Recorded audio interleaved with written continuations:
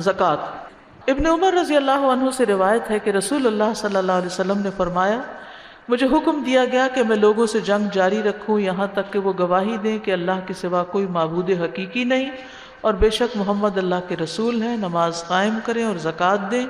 تو جب وہ یہ کرنے لگے تو انہوں نے اپنے جان و مال کو مجھ سے بچا لیا سوائے اسلام کے حق کے، اور ان کا حساب اللہ کے سپرد ہے۔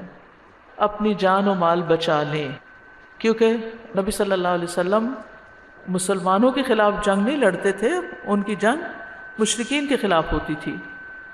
بنیادی طور پر یہ حدیث زکوٰۃ کی اہمیت کو واضح کرتی ہے کہ ہمارے دین میں زکوٰۃ کی کتنی اہمیت ہے۔ تو قرآن مجید میں نماز کے ساتھ زکوٰۃ کا ذکر بارہا کیا گیا ہے، وَأَقِيمُوا الصَّلَاةَ وَآتُوا الزَّكَاةَ، اور پھر فَأَقِيمُوا الصَّلَاةَ وَآتُوا الزَّكَاةَ وَاعْتَصِمُوا بِاللَّهِ، یعنی بار بار نماز کے ساتھ ہی زکوٰۃ کا ذکر آتا ہے۔ نماز کے بعد زکوٰۃ کا درجہ ہے، یعنی پہلی چیز توحید ہے، شہادتین، دوسری نماز، اور تیسری زکوٰۃ ہے، اور زکوٰۃ ادا کرنا ایمان باللہ میں شامل کیا گیا ہے۔ یہ ایک اہم ذمہ داری ہے۔ ابو ہریرہ کہتے ہیں کہ رسول اللہ صلی اللہ علیہ وسلم نے فرمایا، اگر تم نے زکوٰۃ ادا کر دی تو جو تمہارے ذمے تھا تم نے ادا کر دیا، یعنی اپنا فرض پورا کر دیا۔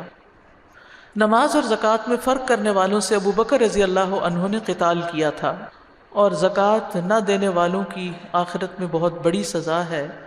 رسول اللہ صلی اللہ علیہ وسلم نے فرمایا، جس نے اپنے بعد خزانہ چھوڑا اس کے لیے قیامت کے دن اسی کی مانند ایک گنجا سانپ ہوگا، اور اس پر 2 نقطے ہوں گے۔ وہ اس کا پیچھا کرے گا تو وہ کہے گا، تو کون ہے؟ وہ کہے گا، میں تیرا خزانہ ہوں جو تو اپنے پیچھے چھوڑ گیا تھا، اور وہ اس کا پیچھا کرتا رہے گا یہاں تک کہ اس کے ہاتھ کو اپنا لقمہ بنا لے گا اور اس کو چبانے لگ جائے گا، پھر اسی طرح اس کے سارے بدن کو چبا ڈالے گا۔ اور یہ کیا چیز ہوگی؟ انسان کا وہ مال جس میں سے اس نے زکوٰۃ ادا نہیں کی۔ ہم سب کو زکوٰۃ کے ادائیگی کے بارے میں علم ہونا چاہیے۔ سب سے پہلے تو یہ اس بات کا علم ہونا چاہیے کہ کتنے مال پہ زکوٰۃ لگتی، کس کس چیز پہ زکوٰۃ لگتی، وہ کون سے اموال ہیں جن پہ زکوٰۃ لگتی، اور کس مال پر کتنی زکوٰۃ ادا کرنی ہوتی، اور کتنا عرصہ اس مال پر گزر جائے تو زکوٰۃ ادا کرنی ہوتی، اور پھر یہ ہے کہ زکوٰۃ کس کو دینی ہوتی ہے، کون کون اس کے مستحق ہیں، اور یہ کہ زکوٰۃ کب دینی ہوتی ہے۔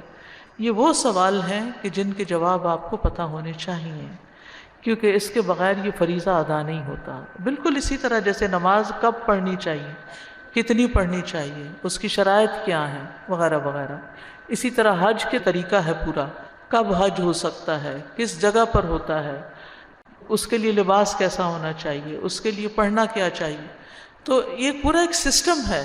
اسی طرح زکوٰۃ کا پورا ایک سسٹم ہے۔ یہ نہیں کہ انسان کہے میں تو جی سارا سال ہی غریبوں پہ خرچ کرتی رہتی ہوں، میری زکوٰۃ تو اسی میں ہی ہو جاتی ہے۔ یہ زکوٰۃ ادا کرنے کا طریقہ نہیں ہے۔ زکوٰۃ کی باقاعدہ کیلکولیشن ہونی چاہیے کہ سال کے شروع سے لے کر آخر تک آپ کے پاس کتنا مال ہے، اور اس مال میں سے آپ کو پھر کتنا نکالنا ہے، اور پھر جب وقت ہو جائے تو اس کو نکال ہی دینا ہے، اپنے پاس نہیں رکھنا، وغیرہ وغیرہ۔